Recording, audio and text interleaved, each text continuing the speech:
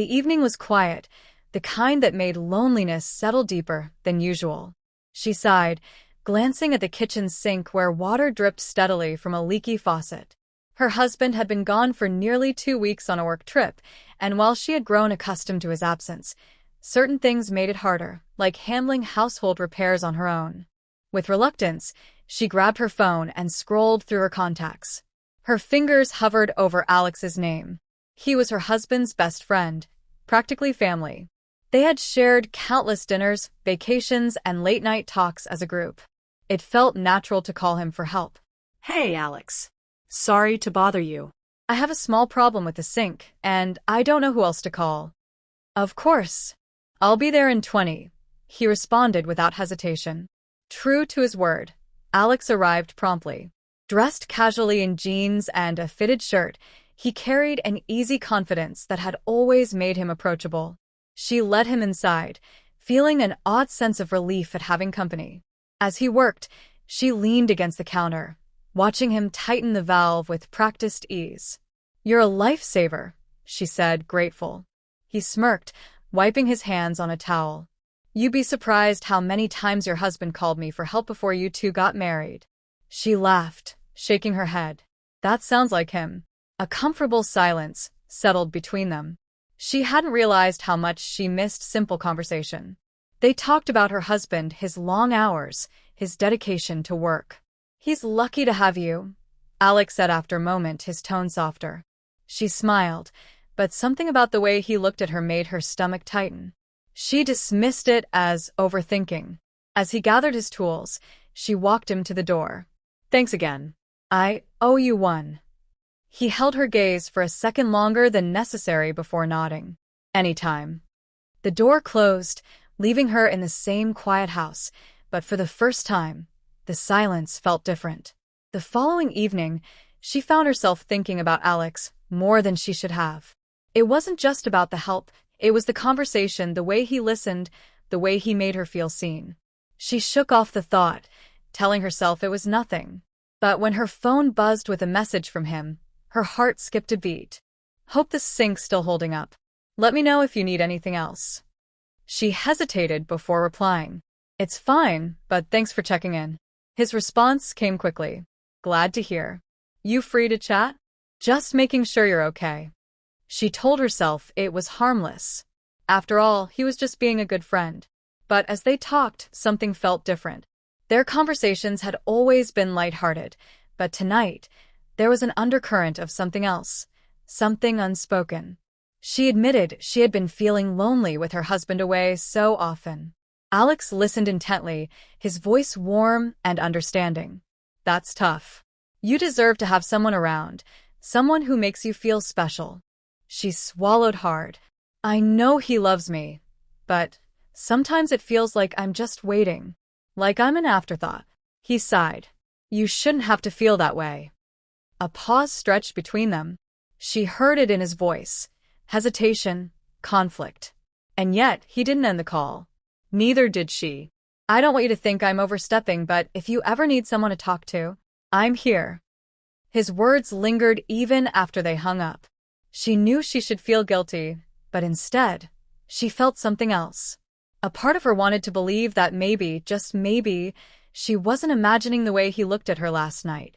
The next day, he stopped by again, this time without an excuse. "Just wanted to check in," he said with a casual smile. She let him in without a second thought. The air between them felt heavier, charged with an energy she wasn't sure how to handle. They sat in the living room, talking like old friends, but there was a difference now, a shift in how he leaned in when she spoke, how his eyes lingered a little too long. Then, without thinking, he reached out and brushed a stray hair from her face. Her breath caught. "Sorry," he murmured, pulling back. But neither of them moved. She should have told him to leave. She should have set boundaries. But instead, she just sat there, heart racing, knowing she had already let something begin that she might not be able to stop. The tension between them had become impossible to ignore. She knew it was wrong, but the loneliness had settled too deep, and Alex was there, filling the silence her husband had left behind. That night, he showed up again.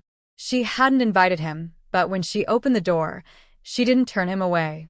His eyes held something unreadable, something dangerous. "I was nearby," he said, but they both knew that wasn't true. She let him in, telling herself it was just a friendly visit. They sat together, a little closer this time, conversation flowing easier than it should. He made her laugh, but beneath the humor, there was something heavier, an awareness neither of them acknowledged. He poured them a drink, and as she took a sip, she felt his gaze on her. "You're different when he's not around," he said softly. She set the glass down, heart pounding. "What do you mean?" "You're more yourself." The words sent a shiver through her, not because they were true, but because she wanted them to be. She had spent so long being the perfect wife, waiting, always waiting.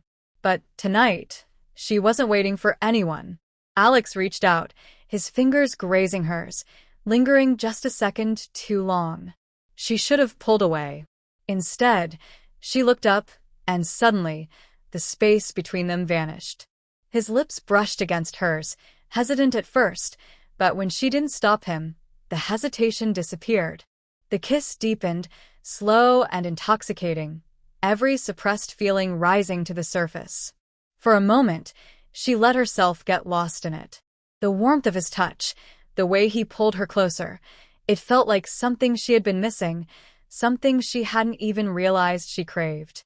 Then, reality hit like a crash. She pulled away abruptly, breathless, horrified by what she had just done. "No," she whispered, shaking her head. Alex didn't move. He just looked at her, his expression unreadable. "You don't have to pretend," he said. "I know you feel it too." She did. That was the worst part. But wanting something didn't make it right. Tears burned in her eyes as she stood up, creating distance between them. "You should go." He hesitated, then nodded slowly. Without another word, he walked out, leaving behind nothing but the weight of what they had just done. As the door closed, she pressed a hand to her lips, still feeling the heat of his kiss, knowing everything had just changed. And there was no going back.